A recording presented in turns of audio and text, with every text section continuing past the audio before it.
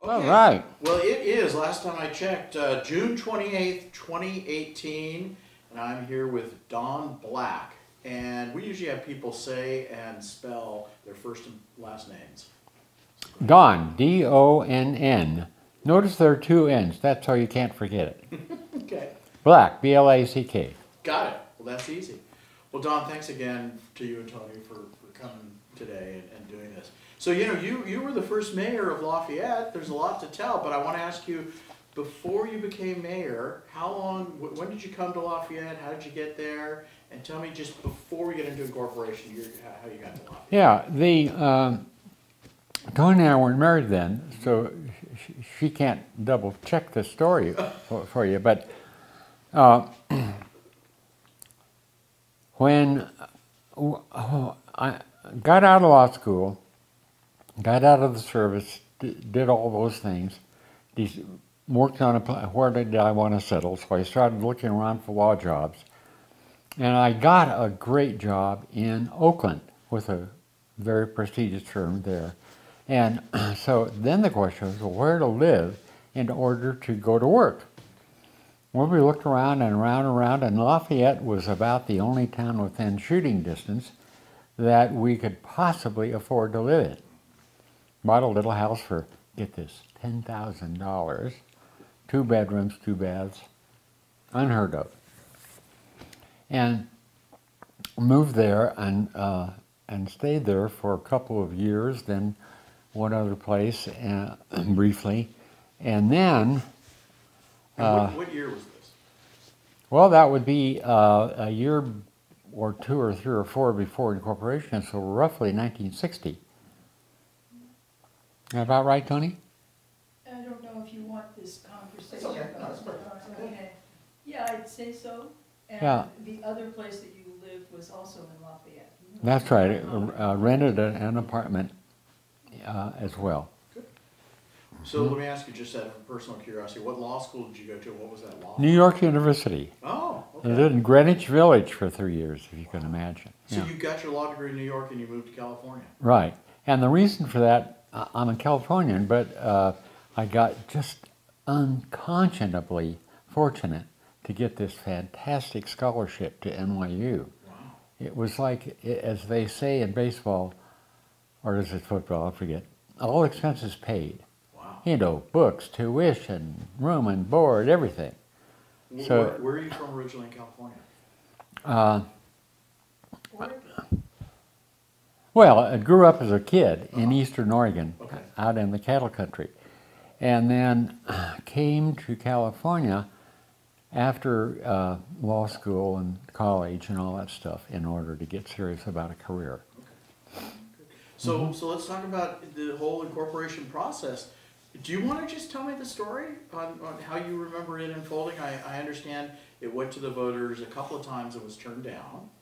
Well, historically, and I had not been involved in any of those prior efforts, and some of them predated me, to incorporate.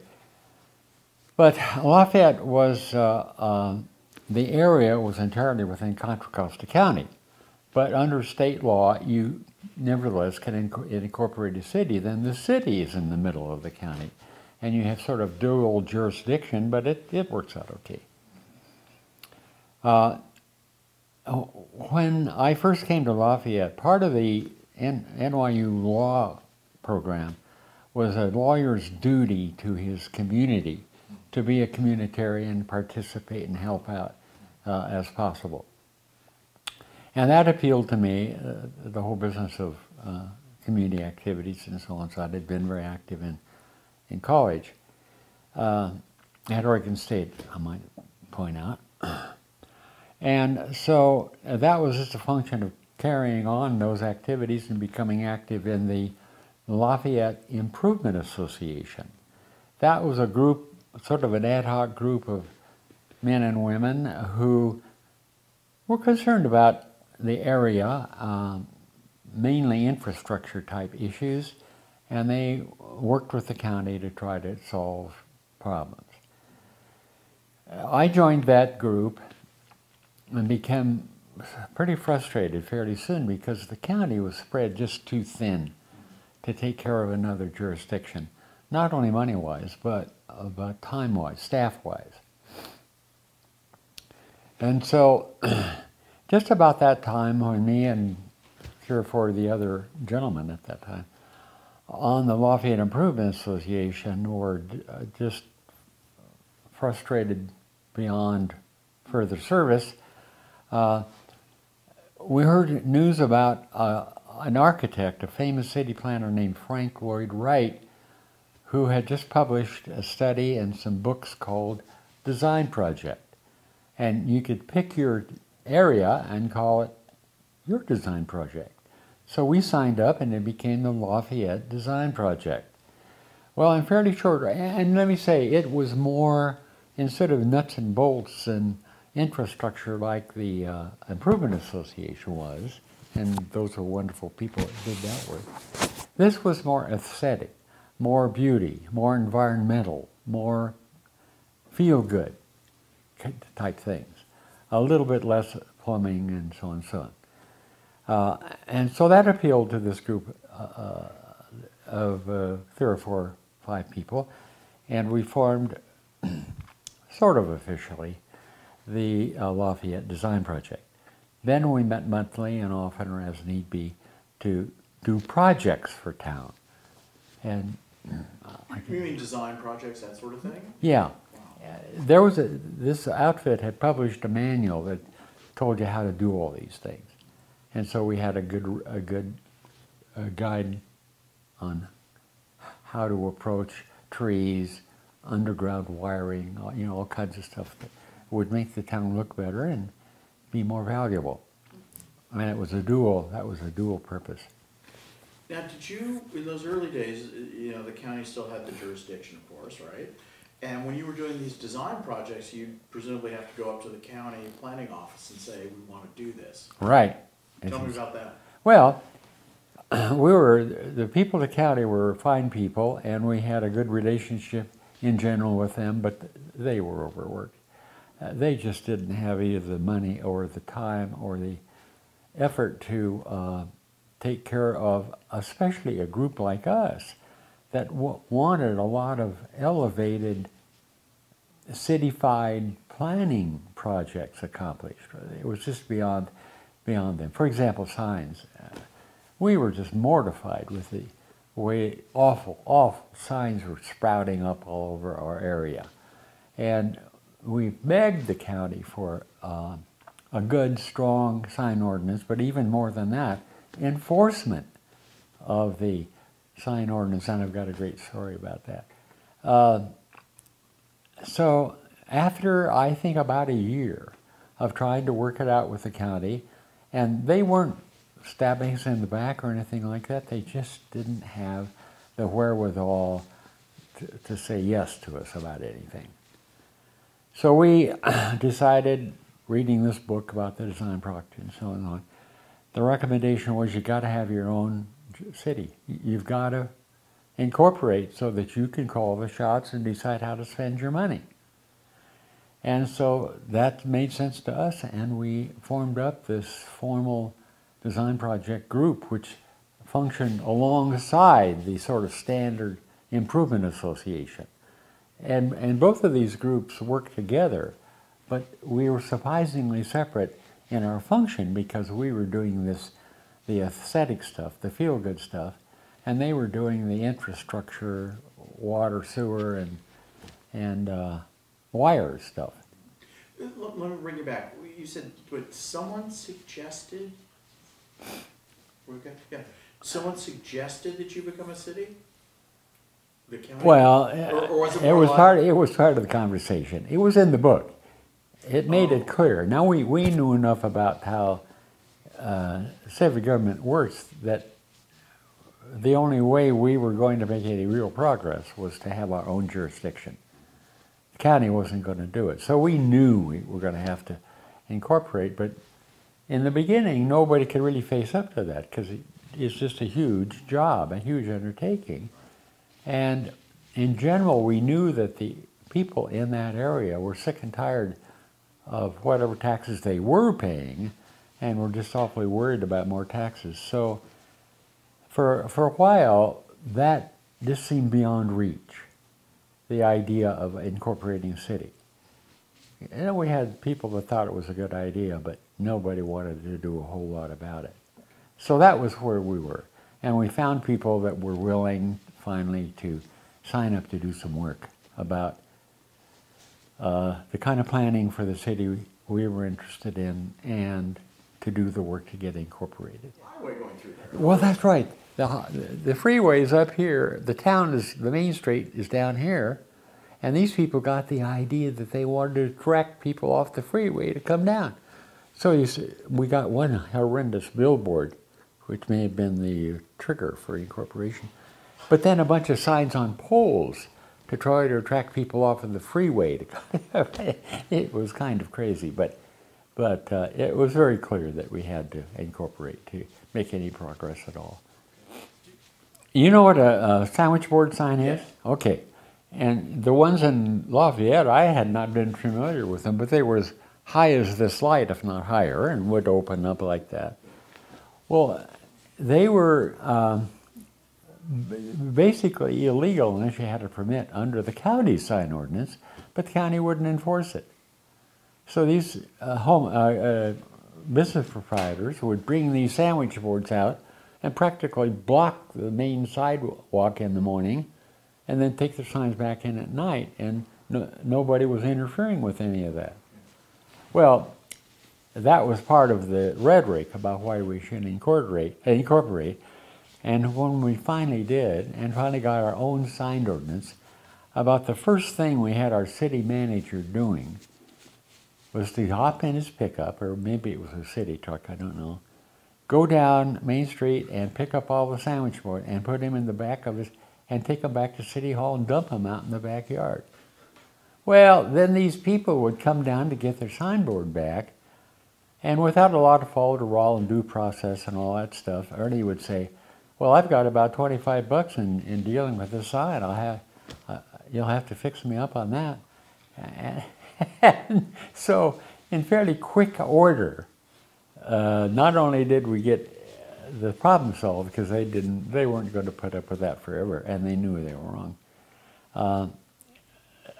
And that was Ernie Merida, the legendary city manager, that did that for us. I don't know that he ever said anything to anybody about it. He knew it was a problem, and he went out and dealt with it. Okay, sorry, I just got a lot. It's a great story. That is really good. I sort of the early fining people. That's right. Yeah. Wow. What a great story. Yeah. Yeah. So that's how things are done. So tell me. So okay, you weren't involved with the two attempts before the successful attempt. Okay. So tell me about. Okay, so you guys decided we want to do our own thing. We're tired of the city not enforcing. I mean, the county not enforcing their ordinances. What was the moment that somebody said, "All right, we're going to do this"? Obviously, it was a group of people. I'd have trouble mentioning 5 names, but there was a group that really was interested in doing something about the aesthetic considerations for the city. We wanted a city that had a good home feeling about it, had a kind of a country fight, and I got a story about that too, feeling about it, that felt like it was where you wanted to come home to at night and raise your kids type stuff. And that was more than just having water in the pipes and decent schools. And so that was where we were coming from, and the sign problem, among other things. But the sign thing was the most visual. Gave us something to talk about. Now, Ernie smashed his finger in the tailgate of the truck trying to get these signs off the street. I think it was one of the sparks. There were a lot of things that had been sitting there and had gotten to be so irksome that they were a joke, like that huge billboard down on the end of Main Street, and some of those pole signs, and other things that just, Tony mentioned his garbage collection. That got to be a big issue. Somehow this county couldn't pay the garbage collector enough or whatever the problem was. And so garbage just wouldn't get picked up a lot of times. Or you couldn't get it picked up at all if your garbage can's a little ways down the driveway or what, all those kind of problems. And so we started hearing lots of complaints about, we got to do something about the garbage, or we're going to start dumping it in Main Street.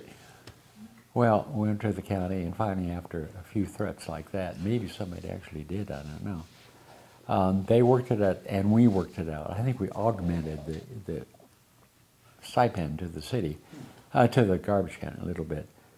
And that sort of got the garbage pickup stuff going in a reasonable way, and it's, to the credit of the garbage company, been much increased since and improved since then. But that was another issue, and that was a little more immediate because it started to smell bad and stuff. Yeah. Running a city's like that. Right. Okay, so you guys decided to, we're going to incorporate. You got it on the ballot. What was the campaign like? Well, right away we found out as we would go around and speak at clubs and places, one of the major concerns was the people were really scared, depressed about the possibility of a new layer of taxes. I mean, people were saying, oh, we just can't pay any more taxes. We can't vote for this tax. Well, we had a budget worked out that wasn't perfect, but at least we could just take over the taxes the county was collecting and get by, and then just see what happened after that. And so we rounded up all the council candidates and got every one of them to pledge personally they would levy no new property tax during their tenure on the council.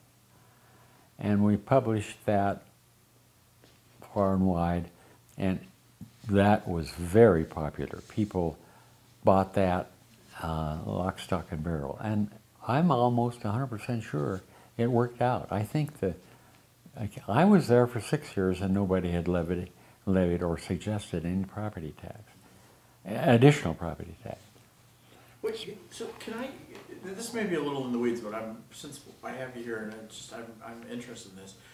When you say you could take over some of the tax that the county was collecting, what did the county think about that? Well, it took a little negotiation, but they felt that they were going to not have to spend as much money because we were taking some of that burden off their back. A certain amount of road repair, a certain amount of we contracted with the county to get some of those services done, but they were going to have they're going to keep some of their tax money that way because the city would reimburse them for the expense in certain areas. And so it worked out that it didn't cost the county a great deal.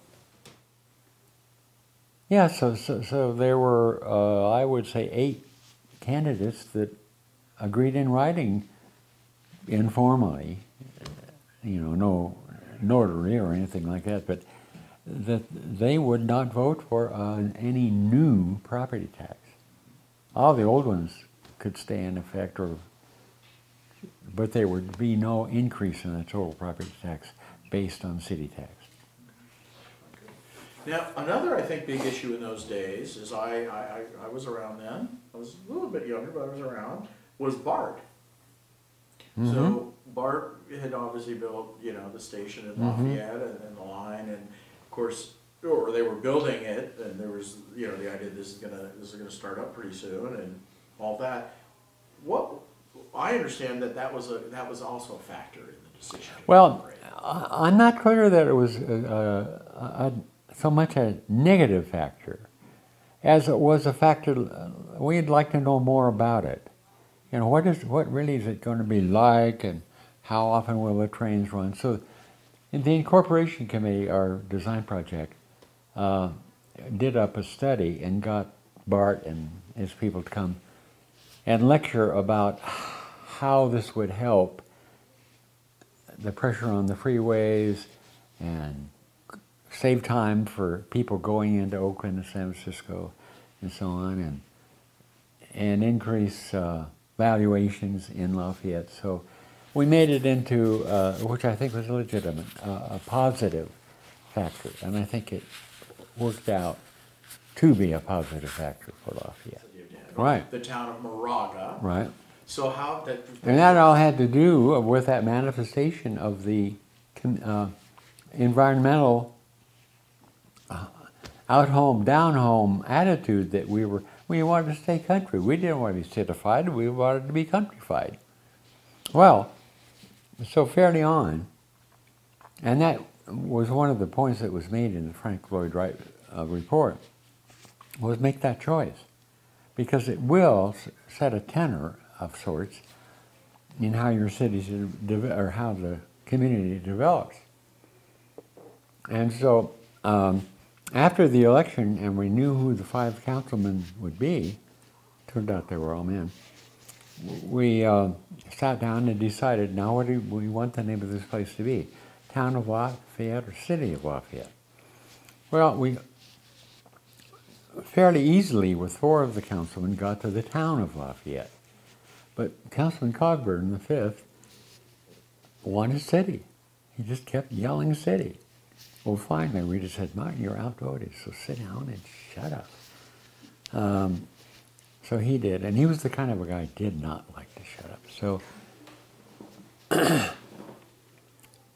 when the paperwork, but he was assigned independently of that, part of the job of getting things filed with the state and county that had to be, just turn in the papers, make sure they got properly endorsed or whatever it was. And so, sort of the day before everything was final, and some of these papers came back, were being called in these papers the City of Lafayette. And I remember running to Martin saying, Martin, what the hell's going on? The county made a big mistake. Call them up and tell them that they got it wrong. And he said, no, they won't change it. They don't think they got it wrong. Well, to this day, then I checked and there was no changing it without delaying incorporation and a lot of trouble.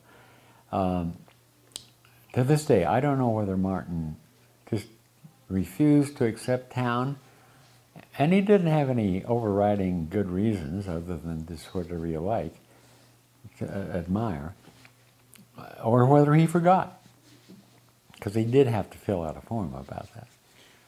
And sorry about this, it's a little naive, but is there a difference legally between town and city? It's just the name. Yeah, it's just, it's you're incorporating, you call yourself whatever you want. Yeah, right. Okay, so you did the incorporation. What the actual paperwork? Chris, walk us through that. What was the paperwork involved? What was what? The paperwork to actually do the incorporation. Well, it wasn't overwhelming, but it was a nice stack of papers. And that was after the election, so there had to be a certification that the election had been such and such and such and such. So that part was pretty straightforward. I think the thing about the name of the town was the councilman just gave them the wrong information. How were the boundaries drawn? Were those boundaries existed under the county to some extent? To some extent, and by practice and habit and custom. But when you become a city, something has to give. That's right. You have to draw your boundaries. It's sort of like the school district. Now, we had a little subcommittee that did that, and the instruction was to follow as nearly as possible any representations that were made. Wait a minute. That had to have been done before the election because that determined who's going to vote. But nevertheless, it still was done by other districts and jurisdictions that should have a similar or identical boundary. And there were a few of those that was still a little haphazard. And sometimes you'd get a particular property owner that came down and just begged to be in the city, and we said yes to most of those. but not out. If you were supposed to be in for the reasons you were in. So, but the main thing was what had been talked about and represented, or was going to be talked about and represented, what made sense, utility-wise, transportation-wise, and a lot of engineering went into that. And that's about it. Yeah, and then the county had to look at it and say, okay. And the county had to agree. You're right. Okay, so Yeah. you're incorporated, the boundaries are drawn, the council's been elected, you sit down in your first council meeting, and there's no mayor yet. Yeah, the first meeting is a closed session, meeting of the council, and the purpose laid out in the statute is for the council to elect a mayor by majority vote. And that's to be done for each succeeding year. And so we sat down, and it was a little awkward. By then we were all sort of friends and we'd had our little skirmishes, but we were still on speaking terms, no question about that. And so one of the councilmen, wasn't me, said, well, we know what we're here for, so where do we start? Who's willing to do that job? Well, there was, I don't know how, well, I don't know. Well, finally, to make a long story short, the new man in town and on the council, Bob Fisher, volunteered. He really wanted to do it. And I volunteered because it was just, I thought it was a carry-on of the incorporation committee, which I chaired. And Gordon Holmes got pushed by Cogburn. Really wanted, and Gordon was kind of hesitant, but he would have accepted. Well, so there was a lot of discussion, this and that, and the one I remember most is Bob Fisher, a new guy in town that almost nobody knew, who got his votes by carrying groceries in for ladies at the grocery stores. That was his campaign. Well, he spoke to, and Bob's a good guy. But anyway. We spoke to him. He didn't tell us that story. Sure did. Yeah.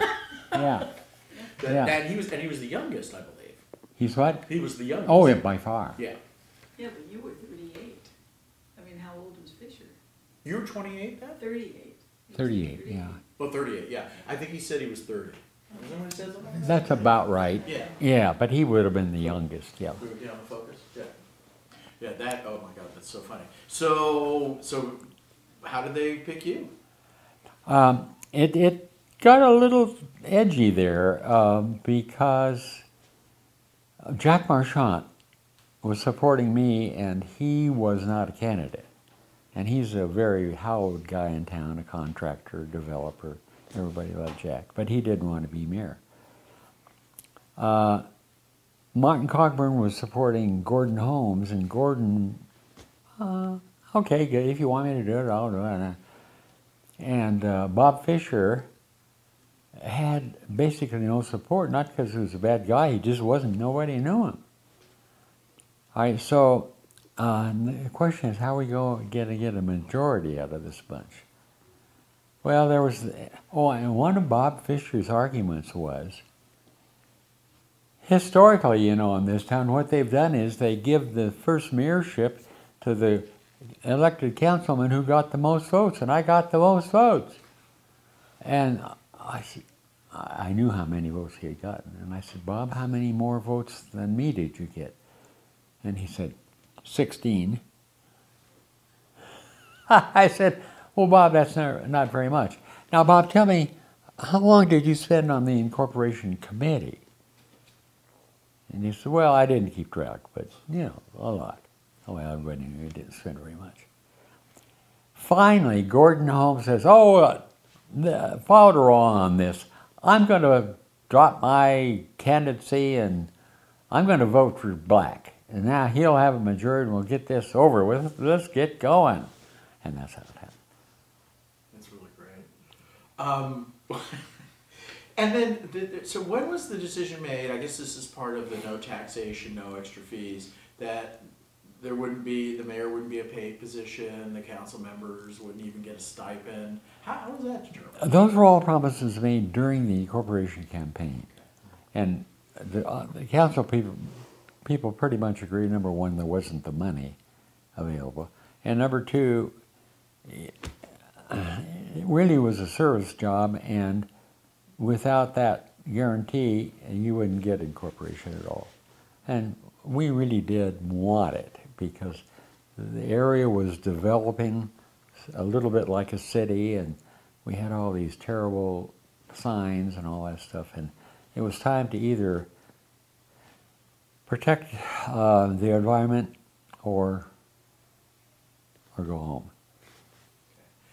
So, I've read what some of the first actions were, but I want you to tell me. So, as mayor and the city council, what were some of your first actions? Well, to pass a sign ordinance, to talk to the county and da-da. But the most important and best decision that we made that first year was to hire Ernie Merricker. And we did a search. I forget where we started that search, but there was a search firm of some kind that we found. And Ernie was just leaving a job in Wisconsin or someplace in the Midwest, I think.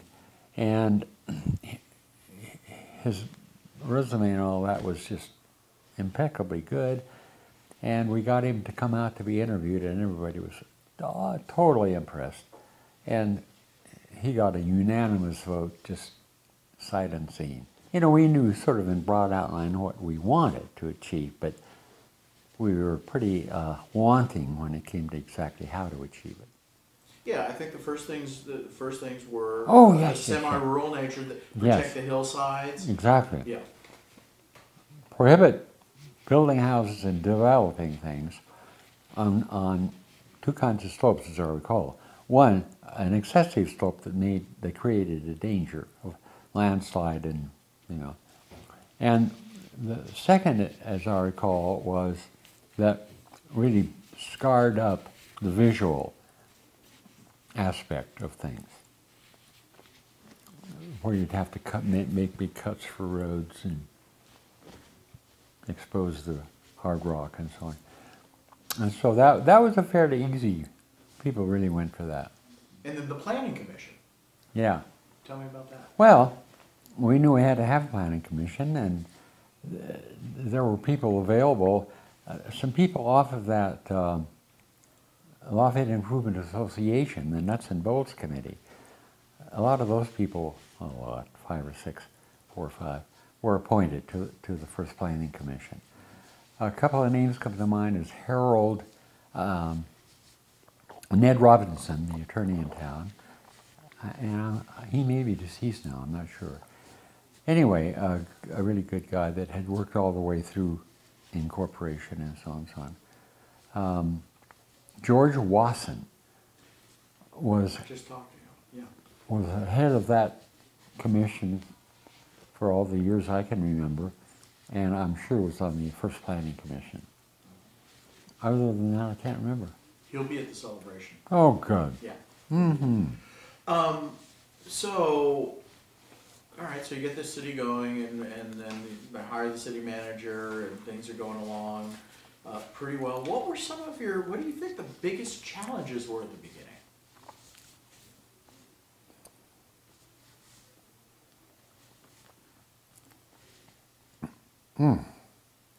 There were some obvious planning challenges. That is, somebody wanted to build a house or a lodge or something, and the planning commission said no, and they said, "You're a bunch of rats, you guys," and things like that. But that kind of typical planning. But what else?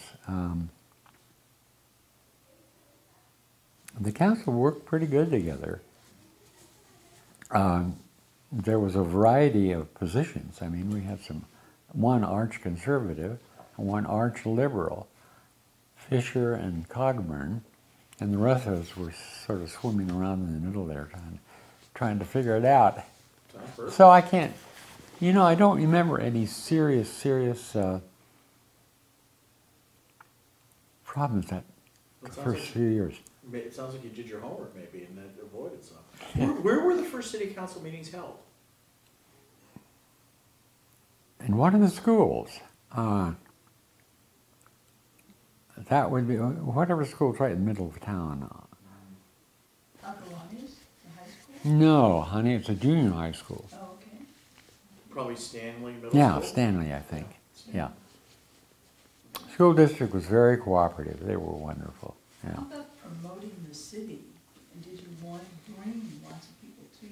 Well, there wasn't much desire to encourage a lot of people to come to the city. Yeah. And the Chamber of Commerce was active, and they were doing their thing, and so that seemed adequate. Plus, we just weren't about to spend any money doing that because we didn't have the money. Was there a grand vision of what the city would look like in the future at that point? Yeah, a grand vision, but you'd have trouble writing it down on a piece of paper. It was down home, countrified, environmentally very conscious.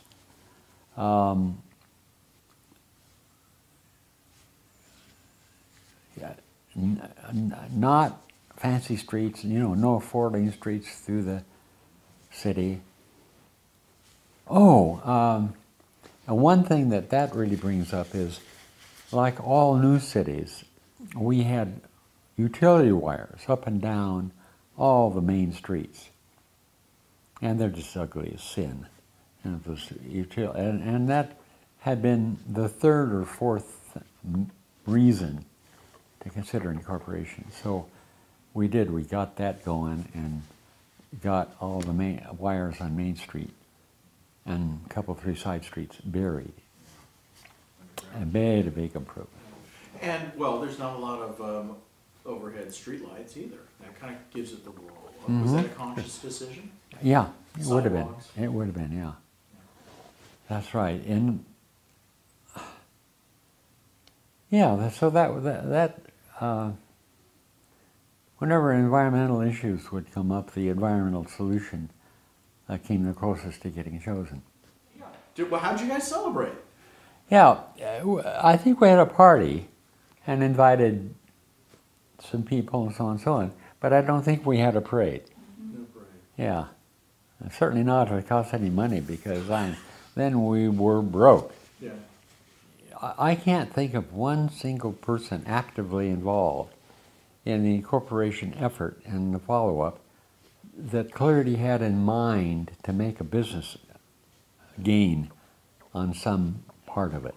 They may have wanted to protect their business, like maybe Marchand or somebody, or others, or they wanted a more attractive Main Street and so on, but nobody was in it for the profit, for the money.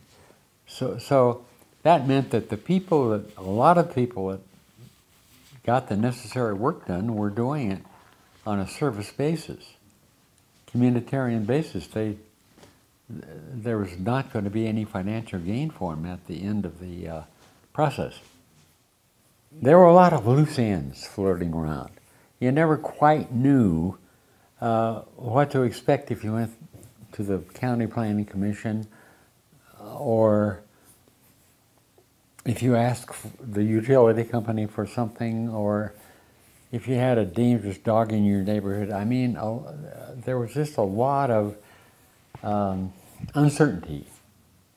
But it felt like the direction was in the direction of a city, maybe the Bronx or Queens or something. And that was going to happen sooner or later if things were somehow changed around. On the other hand, the people like me that already lived there were just totally enthralled with the beauty, the natural beauty, and the convenience to the Bay Area and the schools, and there was a lot there to save. And then I'm sure a lot of those people were taught that public service is a very satisfying, good thing. And I think that is the best explanation. I'm sure that some people did it to look good or to satisfy their brother or something like that. But I think by and large, people were being communitarian in their attitude toward working for the incorporation. So let me ask you this, what do you think your personal, not the city's, your personal greatest accomplishment was in this process? Well, I want to give you two answers. One is, in general, being part of the force that brought the design project aboard and gave us and headed the city in that direction, as opposed to the big city direction. You know, that held true to the beauty of the property and a decent place to live, as opposed to an investment. So that would be, whatever part I played in that is the part that I'm the most happy with.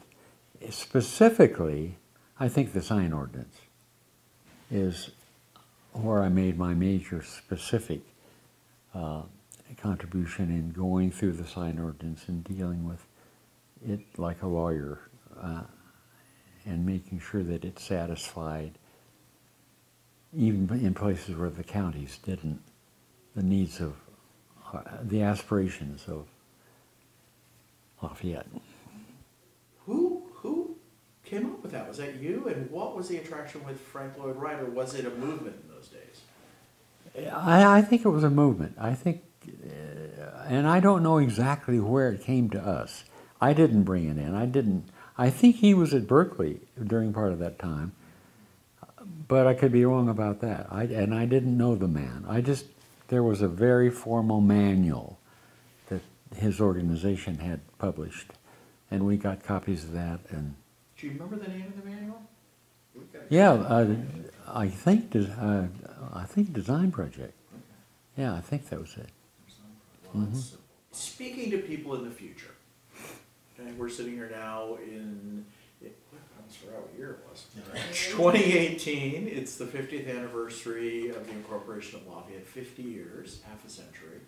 And in the future, people are going to look back at this interview and what you guys did to incorporate. What do you think your legacy is? What's your message to those people out there in the future? To pay attention to where you live and what it means to you, and then do all that you can to keep it that way. That where you live, the natural, environmental nuts and bolts, I don't deny that, but all of that is very important to the meaning of life and success of families. Yeah, so that would be my message. Pay attention to where you live. And do what you have to do.